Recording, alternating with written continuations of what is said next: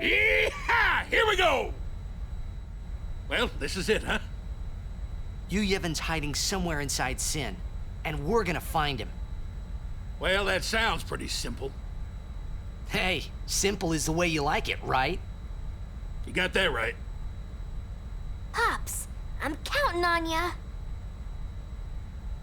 Right. Got you covered. Yeah.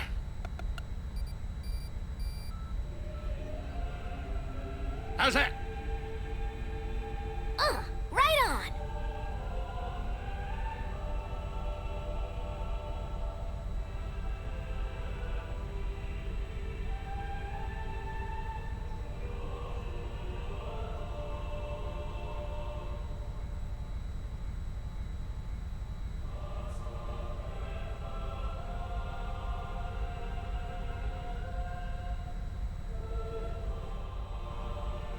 A singing ship in the sky. I hope everyone got the message. Shreen!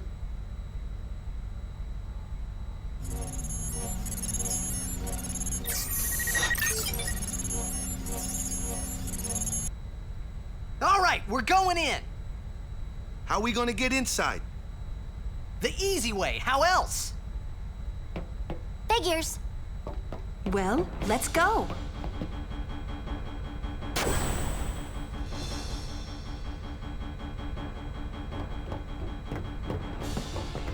Hey, how you plan on getting inside? If we can't get through the mouth, we'll rip open a new one. You with me?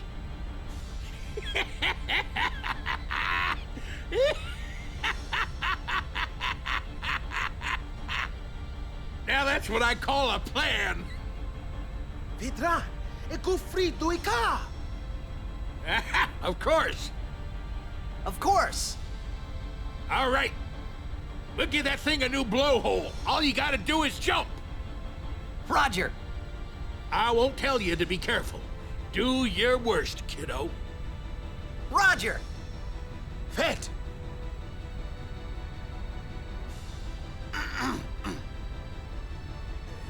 Rikku, you... guard. Will do. With capturing done for now, we're finally at the beginning of the end, at least for the storyline bosses and battles. Taking on Sin's Fins and Core is done back to back, and you'll also need to defeat Sinspawn Genais along the way.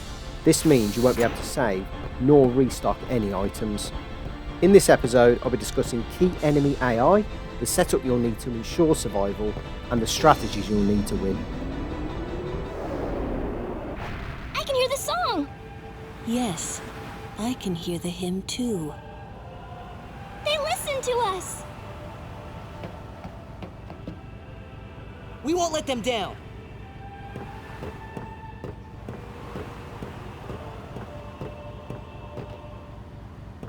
Yuna.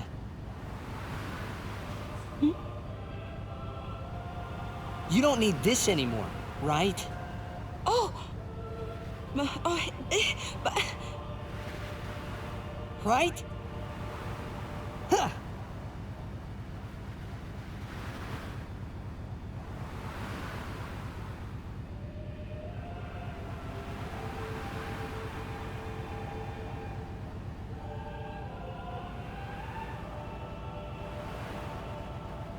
Hey, guys? Guys, that's not good, yeah?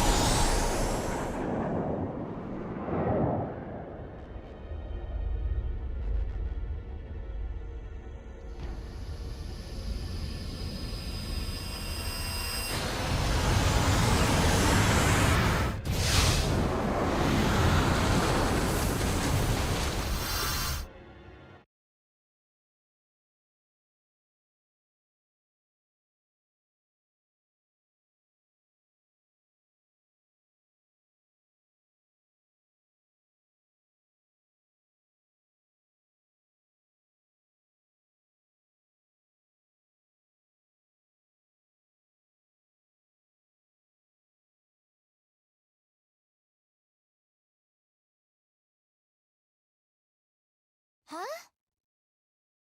Hmm? Oh. Oh.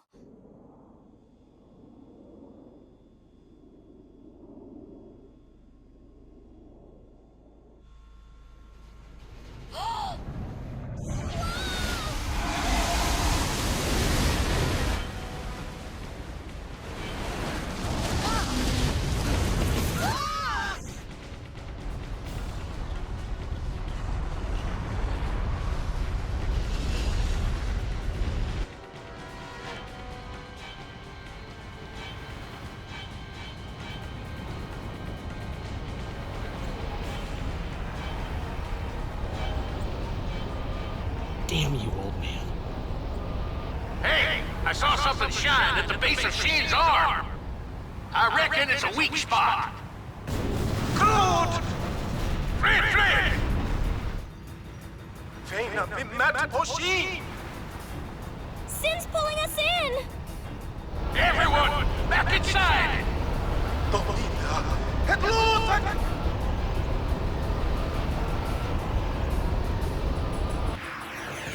First up are Sin's fins, which have 65,000 HP each and are dangerous bosses if you're unaware of the enemy AI. The main problem when facing the fins and the core is negation. This counterattack dispels all buffs, however, you're going to set up in order to never see it. Now, negation works on a point system, which I will detail in the comments, and in order to avoid this, your trio must be specifically ordered like they are on screen, with only Kimahri and Auron having shell and protect. Rikku must remain on the left, must not be buffed, and no character should have haste in order to avoid seeing negation. For the left fin, setting up using Rikku, Auron and Kimahri as your front trio is optimal with Comrade Overdrive modes, and whilst Tidus does start this fight, once Kimahri is in the front three, alongside Tidus and Auron, having used a Mighty Guard Ronso range. Part 28 explains our equipment setup, so check that out if you haven't already. Having Tidus in the front trio here will allow him to soak up the shout and protect from Mighty Guard, and this allows the party to avoid negation counter value from reaching its deadly threshold. Once you've done that, ensure Tidus swaps back into Rikku, and after throwing a stamina tonic and healing, you're all set up to move in with Sid. At this point, Rikku can steal rare items, but just be sure she has something neutral equipped that doesn't buffer with haste. I opted for Stoneproof after stealing 2 tons Supreme Gens with her Master Thief armor. Be very mindful though, whilst this armor also has SOS equipped, I opted to steal the rare gems while Riku's health wasn't at critical, ensuring I wouldn't see the negation counter. Now, since the lads will be permanently in defend, they can soak up every attack the left fin has to offer, whilst replenishing health with Auto Potion and reviving Rikku with Auto Phoenix. Once you're done with stealing, it's time to go on the attack. Rikku could throw elemental gems or repeatedly use a Sunburst mix to damage the left fin. I initially go for a Sunburst Overdrive, mixing 2 Underdog secrets I picked up from Rin after collecting all 26 Albed Primers. At this point, it's basically rinse and repeat. Rikku can continue the offensive with elemental gems whilst waiting for her overdrive to charge back up. This is where double or triple overdrive comes in handy, as Riku's mix is so essential for these final boss fights. If you want to check the left fin's HP, Yuna will come in every now and again as she has sensor. Eventually, you'll secure the victory, but don't worry about getting an overkill, as the spoils are only Poison Strike or Poison Proof, which won't be necessary going forward.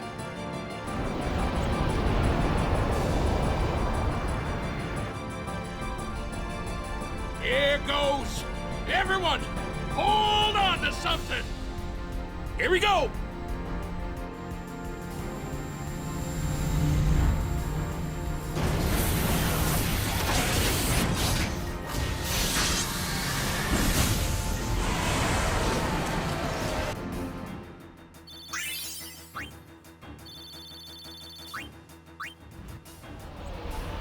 Got it!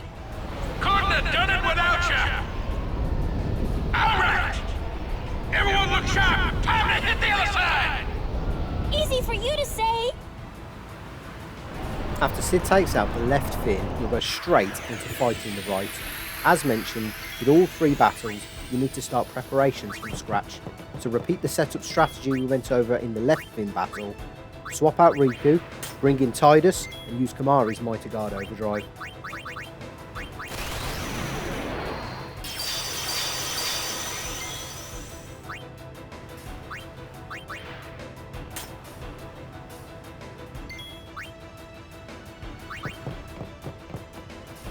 Again, like versus the left fin, Rikku should now toss a stamina tonic, heal with Auron, and defend. Then you're all set up, so trigger Sid to move in.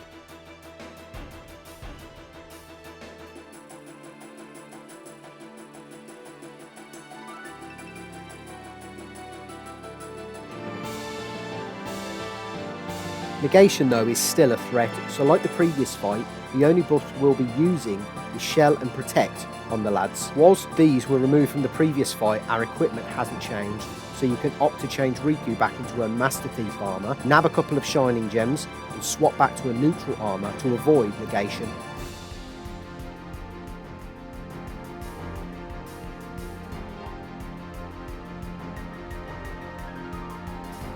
I kick things off versus the right fin with a Sunburst Overdrive, again mixing 200 odd secrets to do a huge 20,000 damage. Auron and Kamami continue to tank all damage and heal themselves with Auto Potion and revive Rikku automatically. Rikku continues to throw Elemental Gems as we want to hold on to our powerful gems for later fights, plus they're useful for customising Aeon abilities.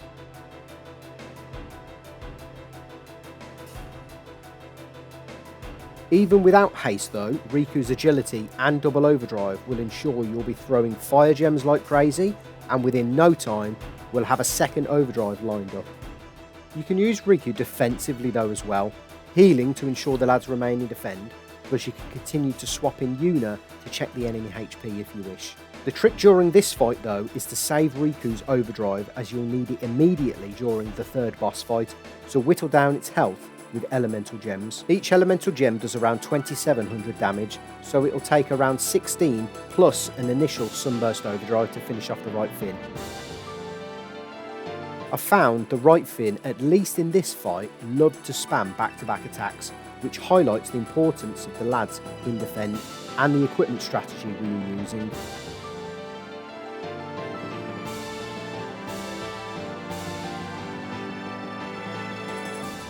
Eventually though, Rikku will be able to get enough turns in to finally take out the right fin and move on to the core of the final Sinspawn boss fights.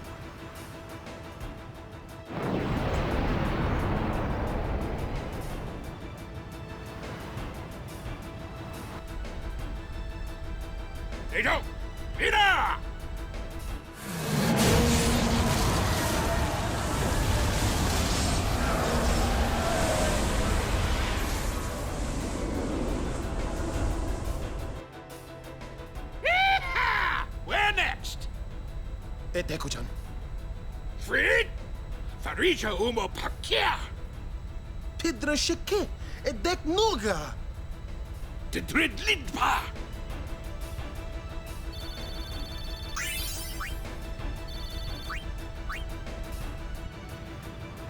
The main gun's busted! Dang it. All right, back inside. Time for another plan. No, we're going in. Every blitzer knows, when you got the ball, you gotta score. A day with you is never dull. Hey, star players first.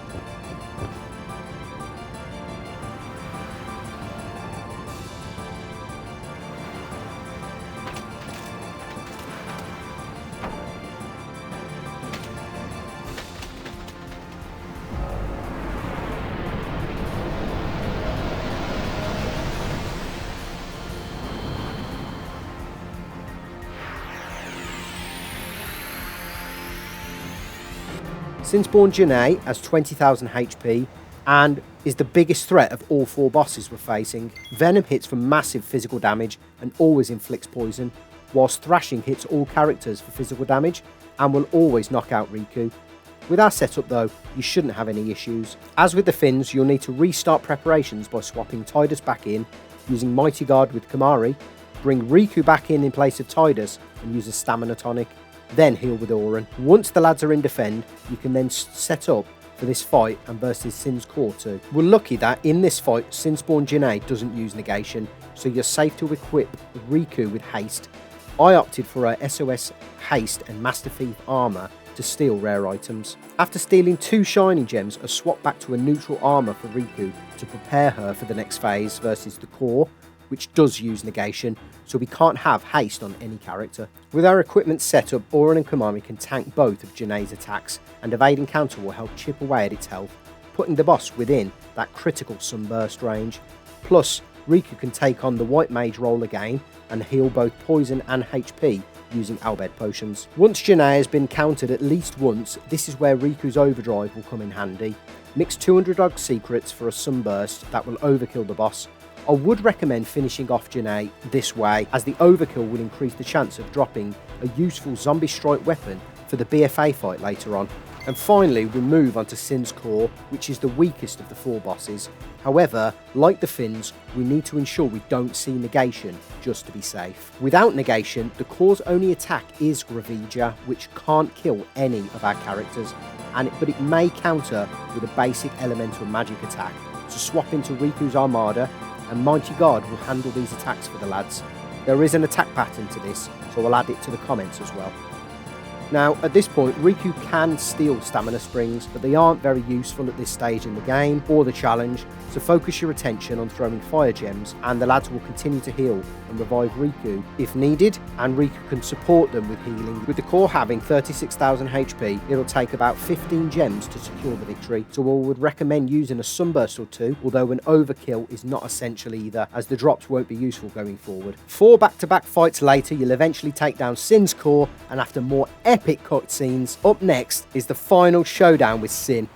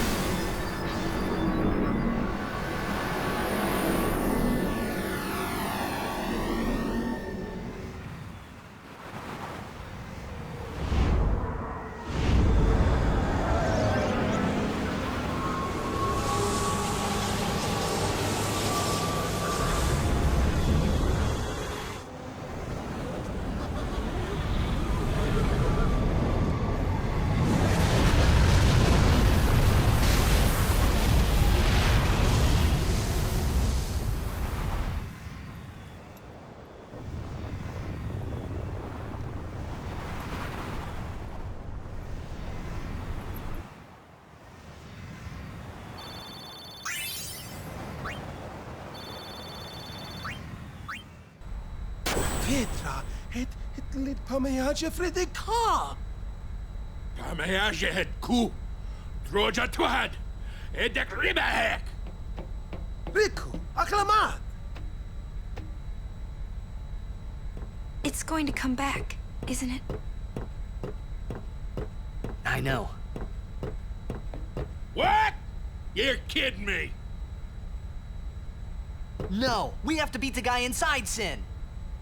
The Crusaders would be out of a job if it was this easy, huh? But it has weakened. I'm sure of it. Yeah! We're winning! All right, I'll do what I can with the main gun.